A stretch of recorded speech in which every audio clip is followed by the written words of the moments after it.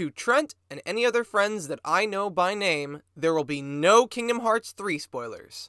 I promise. So I recently finished Kingdom Hearts 3, and prior to doing so, I also got caught up with all the Kingdom Hearts games that came before it.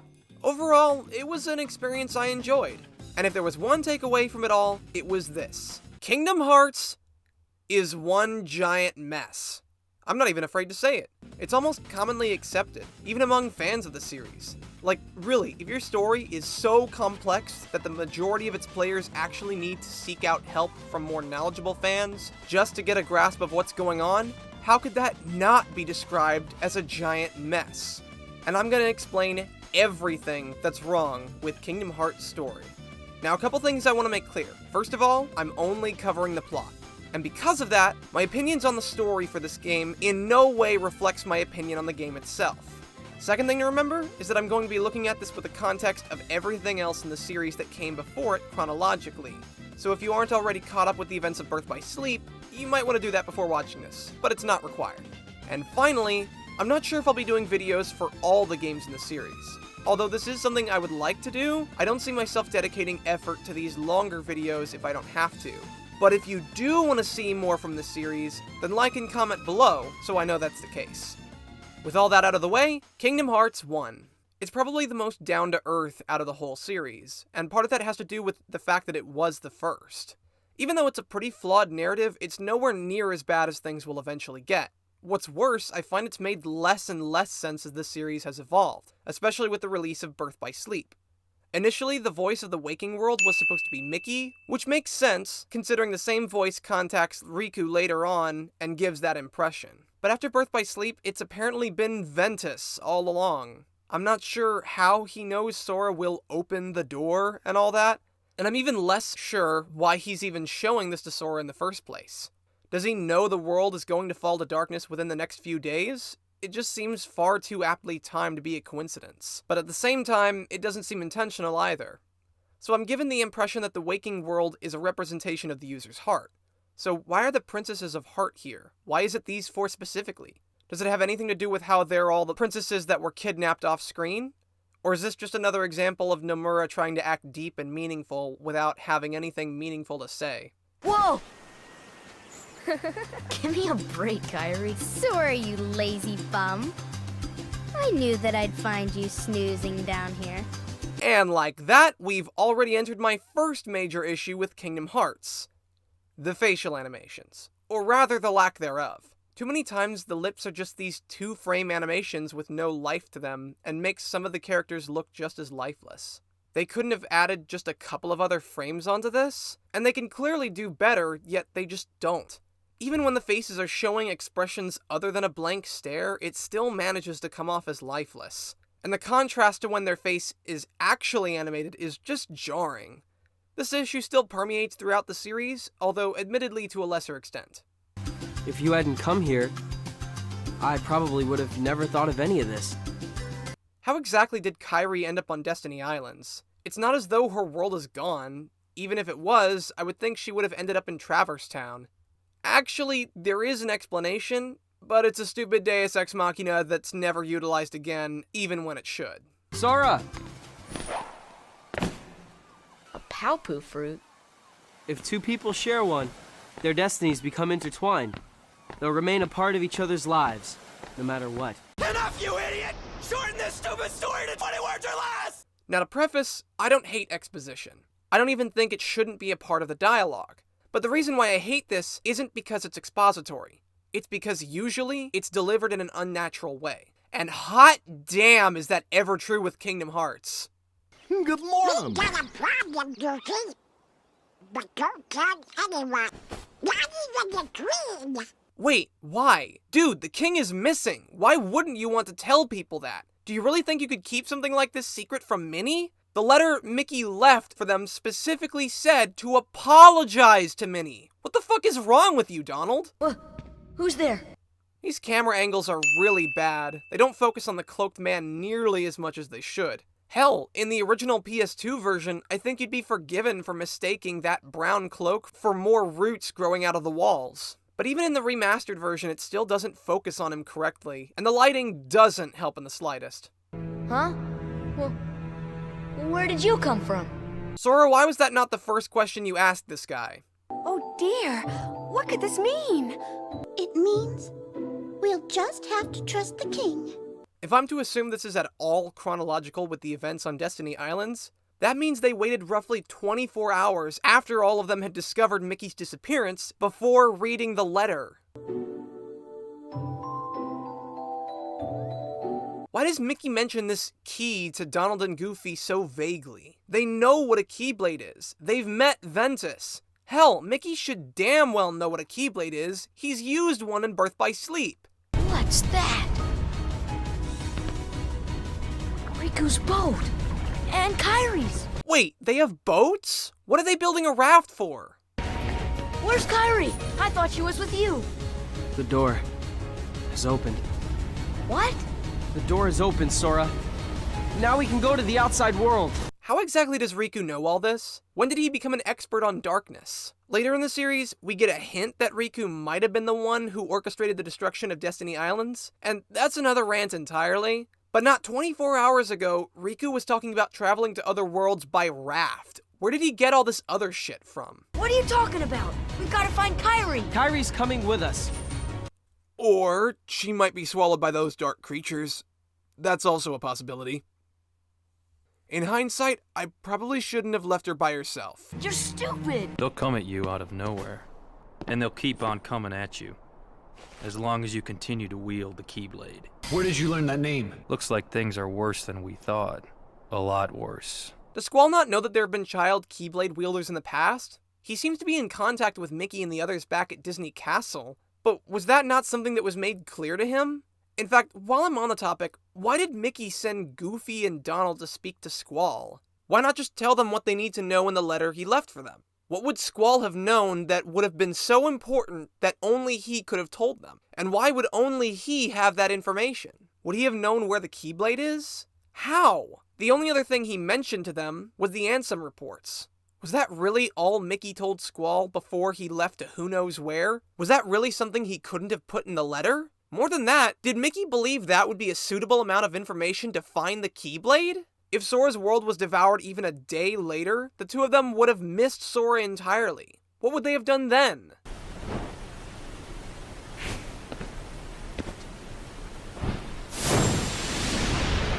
Why does Riku wake up in Hollow Bastion? Does this mean that Maleficent was behind the attack on Destiny Islands? Did she conspire with Riku before the invasion? Why is this never brought up? Because I'm given the impression this is their first time meeting each other. We had to get it away from you to shake off those creatures. It turns out that's how they were tracking you. So, Keyblades attract Heartless? It was the only way to conceal your heart from them. But it won't work for long. So you threw them off your trail by getting Sora to drop the Keyblade, but you still took the Keyblade with you. And that somehow allowed you to escape them? When the Heartless came, everything changed. The Heartless? Those without hearts. The darkness in people's hearts. That's what attracts them. Oh, and also Keyblade users. But that never becomes important again. I'm so glad that you're okay, Kairi. Wait a minute! What happened to my home? My island? No crying, no sad face, okay? Happy?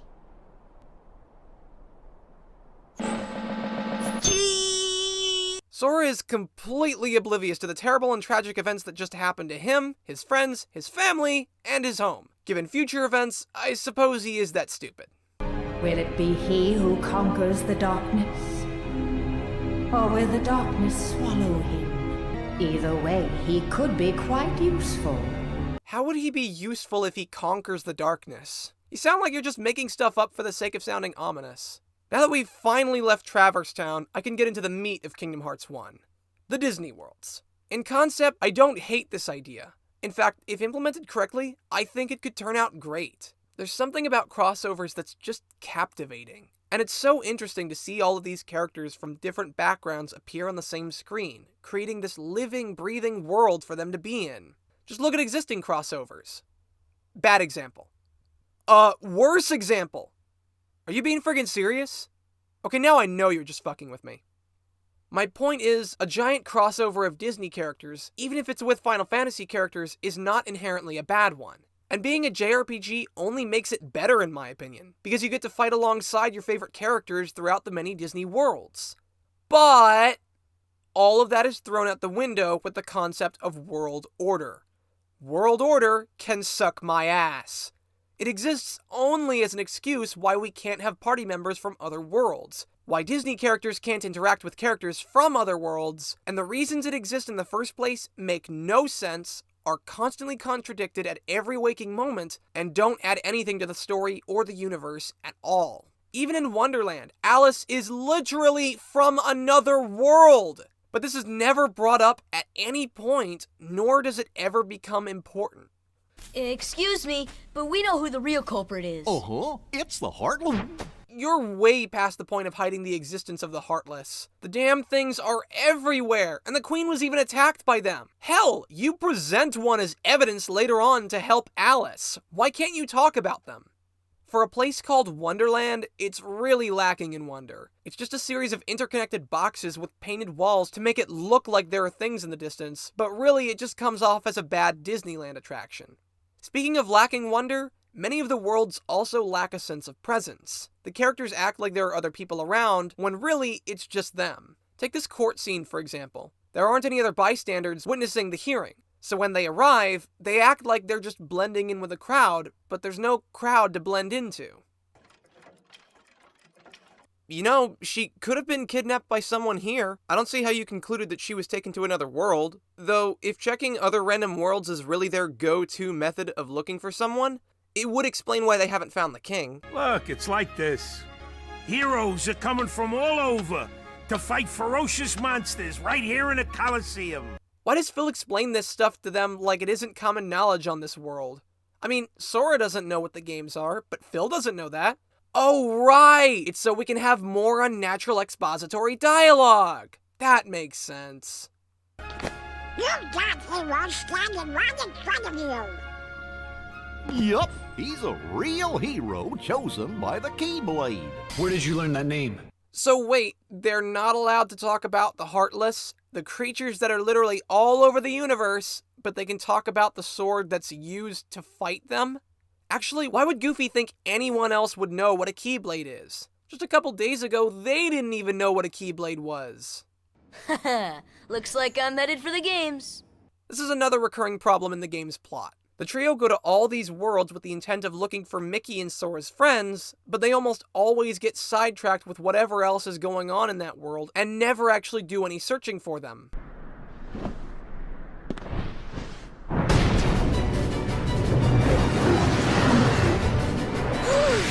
Oh, right, there was one other rule. I forgot. Accident happened. Why did Hades even need Cloud if he could just summon Cerberus? Was there a reason he didn't want to start with that? There ain't gonna be any games for a while. Gotta clean up the mess from that last battle first. What mess is Phil talking about? The arena is completely spotless before, during, and after the fight. The next world, Deep Jungle, is the only one they actually try looking for Mickey, Riku, and Kairi. Which is funny because Donald didn't think Mickey would be here at all. You have no leads to go on, and no idea which world Mickey might be on. Why would you think he wouldn't be on this one? Well, anyway, I'm staying. Now you want to stay? Just a couple hours ago you didn't even want to land! Are these guys from Hollow Bastion? They must be. They have a picture of the castle. That means these guys are from another world! Fuck you, Donald. I've told you before. I don't remember. Nothing at all? Nothing. Are you sure about that?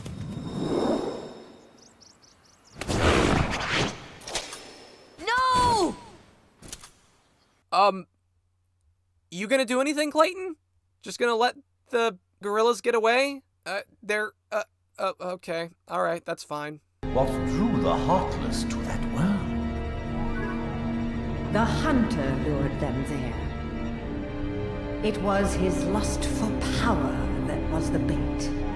Why do you care about what attracts a Heartless to a given world? If one guy is enough to draw that many Heartless, this should be a common occurrence, right? Are Heartless not drawn to all worlds? But it seems the bait was too tasty for his own good. Yeah, he got chopped instead. He didn't get chomped, a chameleon fell on him.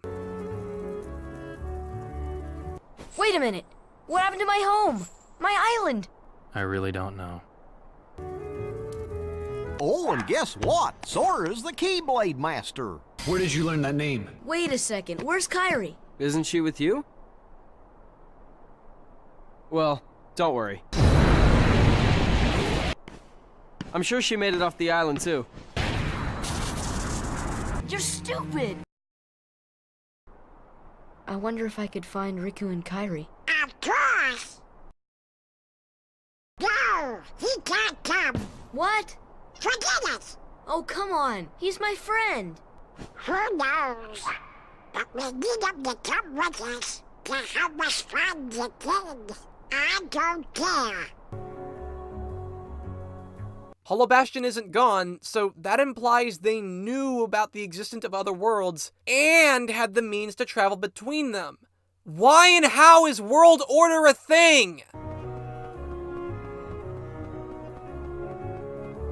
Okay, first of all, your world wasn't destroyed. Second, even if it was, how were the research notes scattered? Wouldn't they be destroyed along with the world they were on? Why would you assume they're still anywhere? How do you even know all of this? Again, how do you know that? He quite simply replaced you with some new companions. Evidently, now he values them far more than he does you. Yeah, real evident.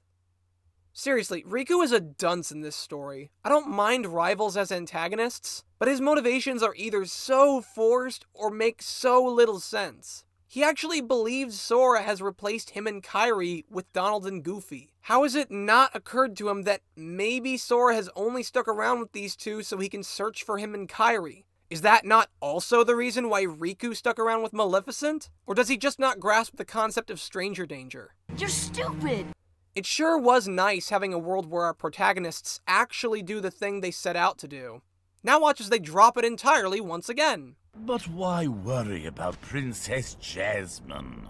With her or without her, surely this world will be ours when we find the keyhole. We need all 7 princesses of heart to open the final door. Any fewer is useless. Does Jafar know what door Maleficent is talking about? If so, why would he ask about why they need Jasmine? Does he not know that they need all 7 princesses? Oh, so she's already met Aladdin? Though I wonder what was so important that he would leave her by herself to do. Hunting legendary treasure? You fucking left Jasmine alone so you could go spelunking? What?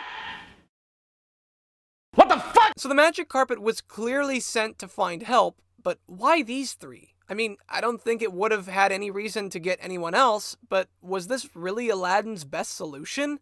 Can't he just wish himself out of trouble? He ends up doing that anyways, so why did he send the carpet? Genie, get rid of these guys!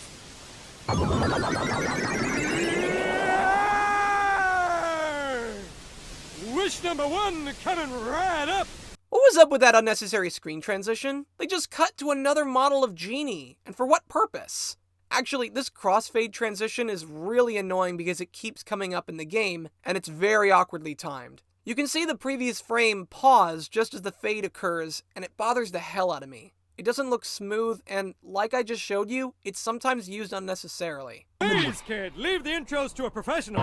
The one and only Genie of the Lamp! Genie's movements are so stiff and just look so awkward, especially his lips. It kind of makes me sad because his performance is one of the more memorable ones in the game. So, Master, what'll you have for wish number 2? You know, when you don't take into account that he sounds like Homer Simpson. How about making me a fabulously wealthy prince? Aladdin never actually becomes a prince, and the wish he makes for it never becomes important. You see, there's this girl in Agrabah named Jasmine. But she's a princess, and she could never fall for a guy like me. Well, yeah, after the way you treated her, I don't think anyone would. To the desert! Come on, let's move! How does Aladdin know Jafar took Jasmine to the desert? For that matter, how did Jafar know the keyhole was in the Cave of Wonders? I assume he didn't know beforehand, otherwise he wouldn't have made the wish once he got there. Genie, my second wish, crush them! Bet you feel pretty stupid for thinking you were actually going to fight Genie, don't you? But if you can, it'd be great if you could go along with them and help Sora find Jasmine. So they can take Genie along, but not Aladdin? Are genies just immune to intergalactic law? What are the limitations of this world order bullshit? Jafar was beyond help, consumed by his own hatred. One should beware of letting it burn too fiercely. What hatred exactly? He seemed more stuck up than hate-filled. Stop acting like the Heartless are the reasons your allies are dying one after the other. Why are you doing all this for me? What's the catch?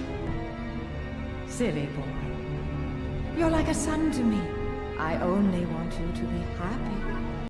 What exactly does Maleficent want from Riku? Is it because she thinks he's a Keyblade wielder? How would she even know that? Convenience, I guess.